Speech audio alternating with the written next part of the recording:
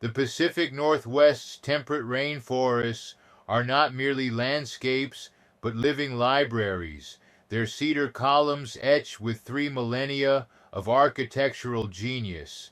Here, the Haida, Tlingit, and Coast Salish peoples transformed Thuja plicata, the western red cedar, into civilizations that harmonized human ambition with ecological reciprocity. To walk through the ruins of a 1,500-year-old plank house is to witness a revolution in sustainable design, where every split plank and carved beam encoded ancestral wisdom, economic systems, and seismic resilience. This is not a story of primitive shelters, but of engineered marvels that rivaled, and in many ways surpassed, the stone cathedrals of medieval Europe. The cedar longhouses were more than just homes. They were communal hubs where stories were passed down, ceremonies were held, and the very fabric of society was woven. Artisans used tools crafted from bone, stone, and later metal to shape the cedar with precision, each stroke a testament to their skill and cultural heritage. The construction of a cedar longhouse was a communal effort, involving the entire community in a process that could take months, even years, to complete. The western red cedar itself was revered, often referred to as the tree of life, providing not just building materials, but also clothing, tools, and medicine. Today, modern indigenous architects draw inspiration from these ancient designs, blending traditional wisdom with contemporary techniques to create sustainable and resilient structures. The legacy of the arboreal cathedral lives on, influencing not just architecture, but also the cultural and spiritual life of the Pacific Northwest, a testament to the enduring genius of its creators. For Northwest tribes, the cedar was no mere resource, but a trinity of sacred identities. The cedar tree was revered as the tree of life, providing shelter, transportation, and spiritual connection. Its wood was used to build longhouses that stood as the heart of the community. Canoes carved from cedar allowed tribes to navigate the vast waterways, essential for trade and sustenance. Ceremonial masks and totem poles, intricately carved from cedar, told stories of ancestors and spirits. Elders would share tales of the cedar pantheon, where each part of the tree held a spirit and purpose. Cedar bark was woven into clothing and baskets, symbolizing the interwoven nature of life and tradition. The cedar's presence in daily life was a constant reminder of the tribe's connection to the earth and the divine. It was more than a tree, it was a living testament to their heritage and beliefs. A single mature red cedar held multitudes, often referred to as the tree of life by the tribes of the Northwest. Skilled harvesters used elk antler wedges and stone mallets to extract planks from living trees, a technique called vertical planking that left the giant standing for future generations. This method ensured that the tree could continue to thrive, symbolizing the tribe's respect for nature and their sustainable practices. A 200-foot specimen could yield 2,000 board feet of material, enough to build an entire clan house. The cedar was not just a resource, but a sacred entity. Elders would gather the young ones around the fire, sharing tales of the cedar's spirit, believed to be a guardian and provider. The Makah's Ozette village, preserved under a 1700 mudslide, revealed planks split with precision to half an inch thickness, their surfaces still bearing the striations of stone adzes. These marks are a testament to the craftsmanship and deep connection the people had with the cedar. In ceremonies, cedar was used to create masks and regalia, embodying the spirits of ancestors and the natural world. Cedar canoes carved from single logs were vessels of both travel and spiritual journeys, navigating the waters and the stories of the people. The tree of life stands as a symbol of endurance, wisdom, and the interconnectedness of all living things, echoing through the ages in the heart of the Northwest tribes. Cedar planks became currency in a vast trade network stretching from Alaska's obsidian quarries to California's abalone beds. At the Tsimshian winter town of Metlakatla, chiefs stockpile pre-cut planks like gold bars, their value measured in the months of labor required to produce them. Cedar, often referred to as the tree of wealth, was central to the economic prosperity of Northwest tribes. During potlatches, extravagant gift-giving ceremonies, hosts validated status by ritually burning carved screens and chests, turning stored cedar wealth into ephemeral social capital. These ceremonies were not just displays of wealth, but also reinforced social bonds and cultural continuity. The economic significance of cedar extended beyond local use. It was a cornerstone of intertribal trade, fostering alliances and mutual prosperity. Cedar's versatility, from construction to art, made it indispensable. Its role in tribal prosperity was multifaceted, symbolizing both material wealth and cultural heritage. The tree of wealth was more than a resource. It was a lifeline that sustained and enriched the lives of Northwest tribes. The tree of identity. In the heart of the Pacific Northwest, the cedar tree stands as a monumental symbol of life and identity for the indigenous tribes. Every plank house was a living genealogical record, meticulously crafted from the cedar's sturdy wood. Tlingit frontal poles depicted clan lineages through crests like the raven or Yale and wolf or gooch. These symbols were more than mere decorations. They were the essence of tribal identity. High to house posts chronicled ancestral encounters with supernatural beings, each carving telling a story passed down through generations. The Kwakwakawaku's Namgis Big House still features a 50-foot frontal pole carved with Kolis, the thunderbird spirit. It is said that Kolis taught humans the art of cedar splitting, a skill that became central to their way of life. Elders would gather the young around these poles, sharing tales of their ancestors and the spirits that guided them. The act of carving itself was a sacred ritual, a way to connect with the past and ensure the continuity of their culture. The cedar tree, in all its grandeur, remains a testament to the enduring spirit and identity of the Northwest tribes. Chapter 6: Engineering the Impossible. The engineering behind a 200-foot Tlingit plank house defies modern assumptions about primitive technology. These structures, built without modern machinery, showcase the ingenuity and skill of the Tlingit people. Using only hand tools, they crafted complex joinery and interlocking beams that have stood the test of time. The Tlingit's architectural prowess was not just about physical structures, but also about cultural significance. Each plank house was a testament to their connection with the land and their ancestors. Totem poles, often integrated into these houses, told stories of lineage and legend, blending art with engineering.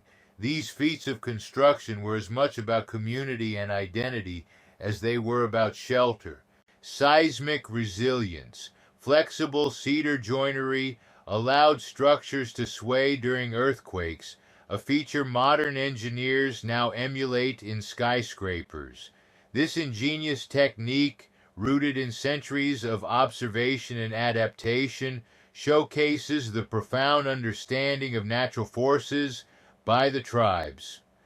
Traditional tongue and groove joints secured with cedar bark cordage absorb tectonic shifts that would crumble rigid stone masonry. These joints, meticulously crafted, allowed for movement and flexibility, ensuring the longevity of the structures.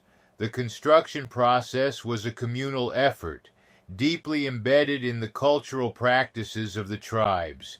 Each member had a role, and the knowledge was passed down through generations, preserving the architectural wisdom.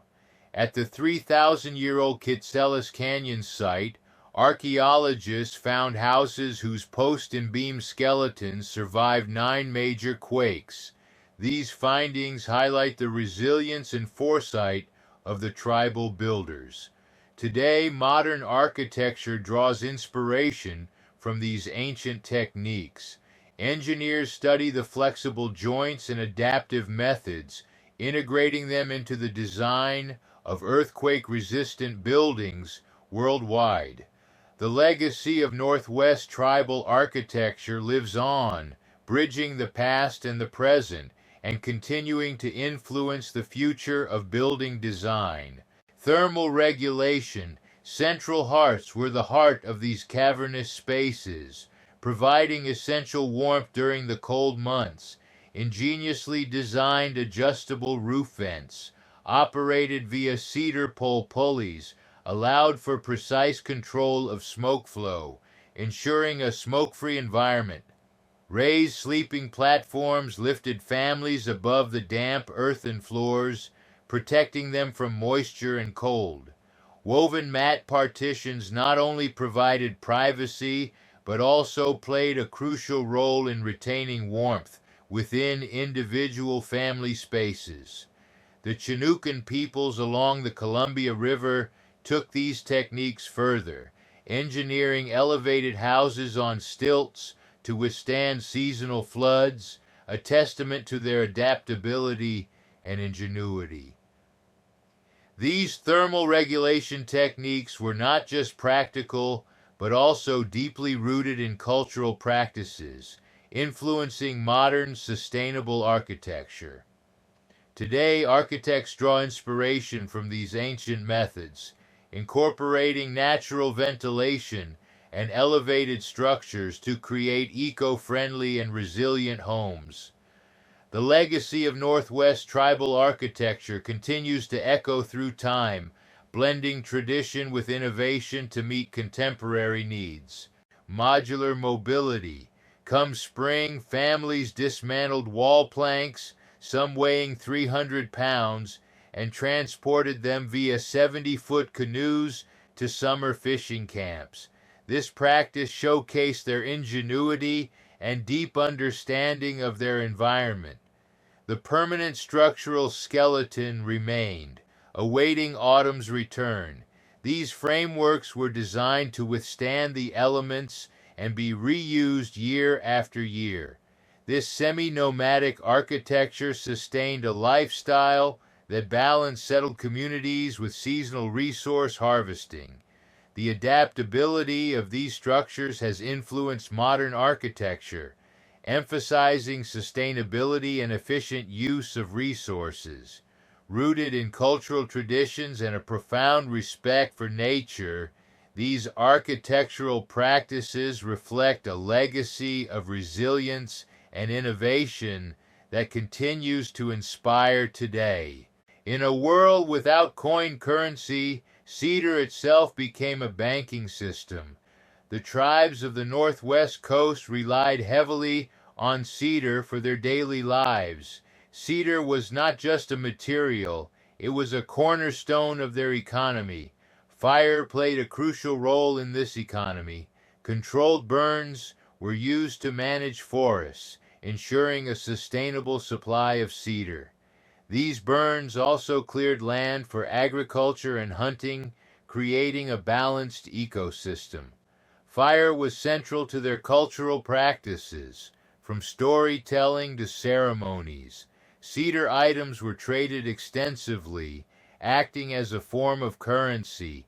This system fostered a rich network of trade and cultural exchange, deeply rooted in the respect for nature and community.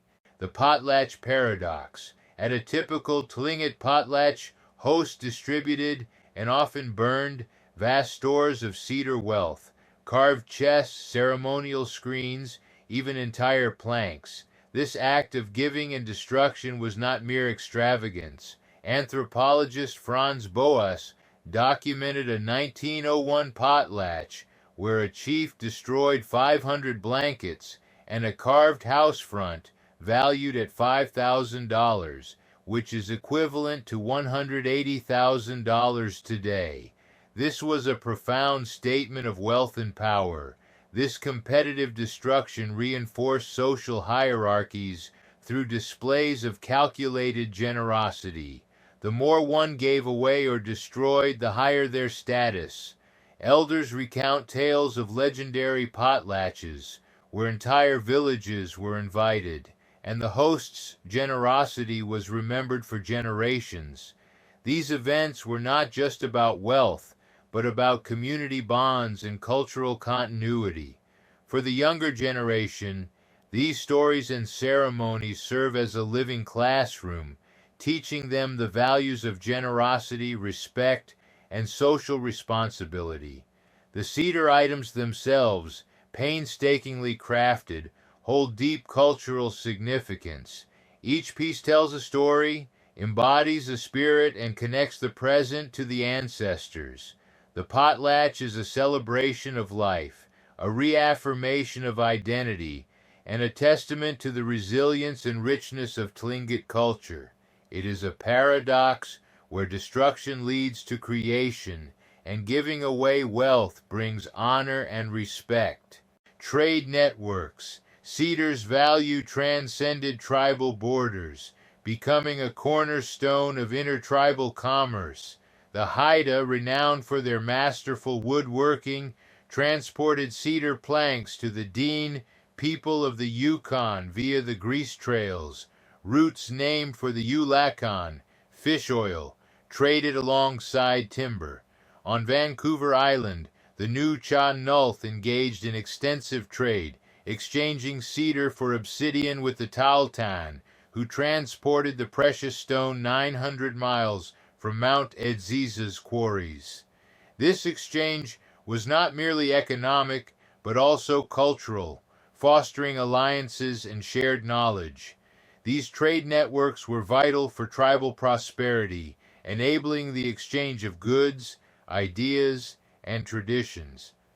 They strengthened social bonds and ensured the survival and growth of communities. The legacy of these networks is evident in the rich cultural tapestry of the Northwest tribes, where each traded item carried stories and significance, weaving a complex web of interdependence and mutual respect. Spiritual banking. The Tlingit buried elites in mortuary poles carved from cedar, believing the wood's durability preserved souls for reincarnation. A single pole represented immense spiritual capital, its carving requiring months of labor and ritual preparation.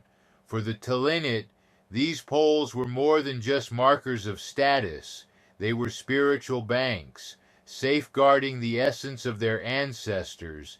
Each pole was a testament to the community's reverence for their forebears, embodying stories, wisdom, and the spirit of the departed.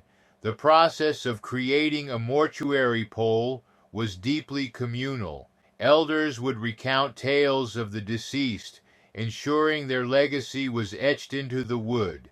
Young apprentices learned the sacred art of carving, understanding that each stroke was a prayer, each design a memory.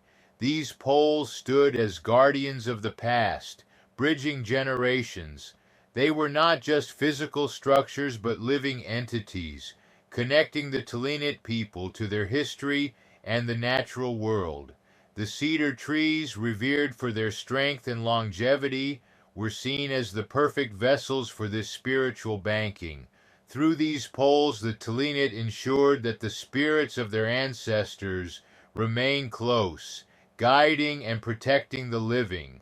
This practice of spiritual banking was a cornerstone of their culture, influencing their way of life, their art, and their connection to the land. Chapter 14. The Modern Resonance. The legacy of Northwest tribal architecture reverberates in contemporary sustainability efforts.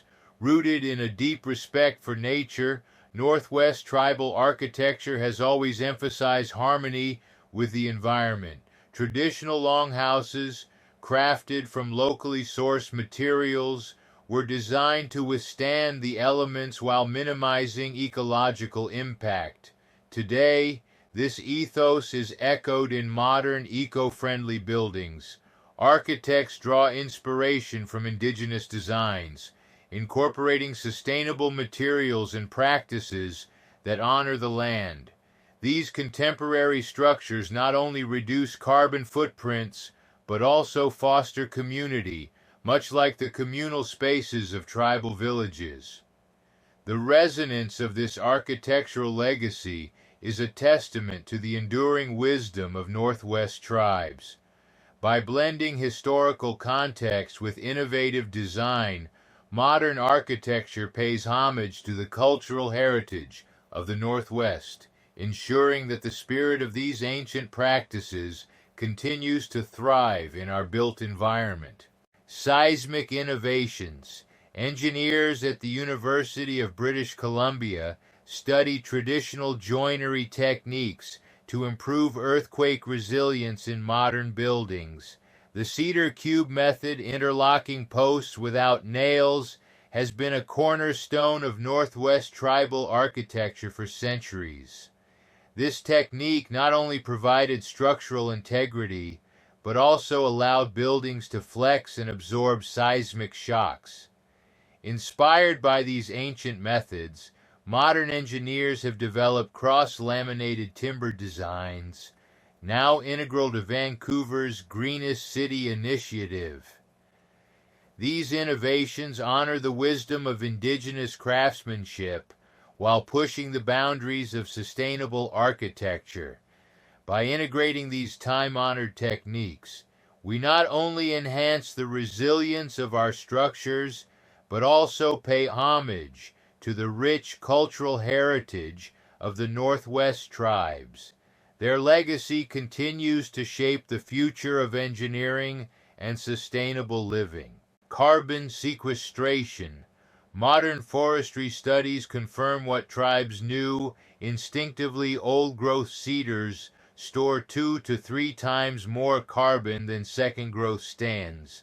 The Nisqually tribe's reforestation projects combine ancestral harvesting techniques with satellite mapping to maximize carbon capture.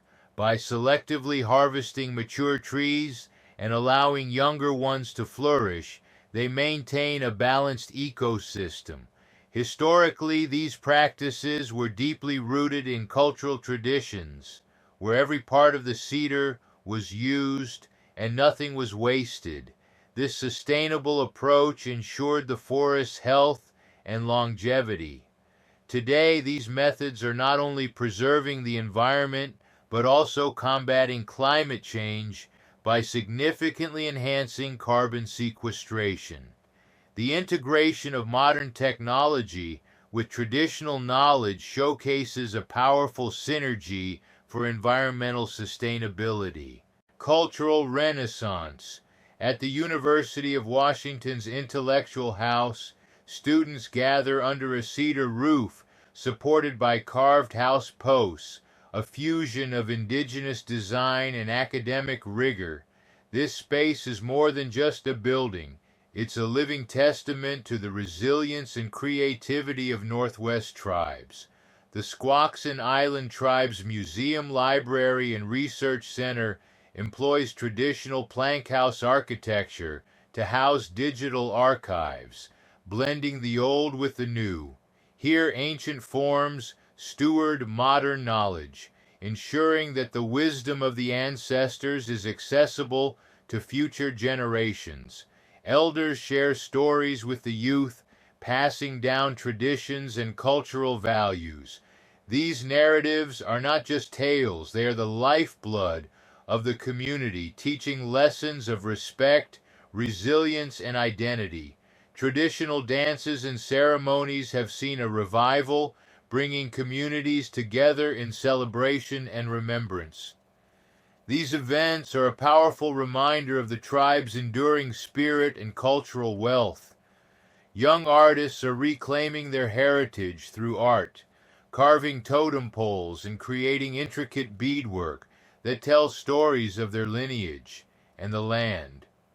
This cultural renaissance is not just about preserving the past, it's about forging a vibrant future where tradition and innovation walk hand in hand.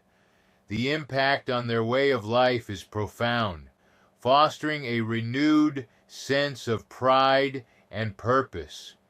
As the sun sets over these traditional villages, the echoes of the past resonate with the promise of tomorrow, illuminating a path forward for the Northwest tribes.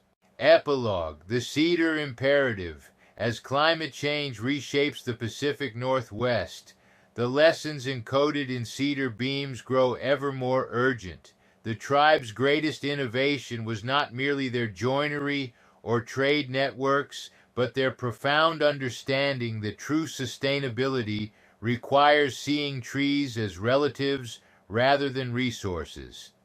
For centuries, cedar has been central to the cultural and spiritual life of Northwest tribes. It is revered in stories, songs, and ceremonies, symbolizing life, resilience, and interconnectedness. In a 21st century grappling with ecological collapse, their architecture offers a blueprint, build not for permanence but for reciprocity, measure wealth not in stored goods but in renewed relationships. The Cedar Imperative is a call to action, urging us to adopt a mindset of stewardship and respect. It challenges modern society to rethink its relationship with nature, advocating for policies that honor the wisdom of indigenous practices. To walk through a reconstructed plank house today is to stand in a sanctuary where past and future converge, a living testament to the radical idea that human flourishing need not cost the earth. The legacy of cedar is not just in the wood itself, but in the enduring principles it represents, principles that hold the promise of a more harmonious and sustainable future for all.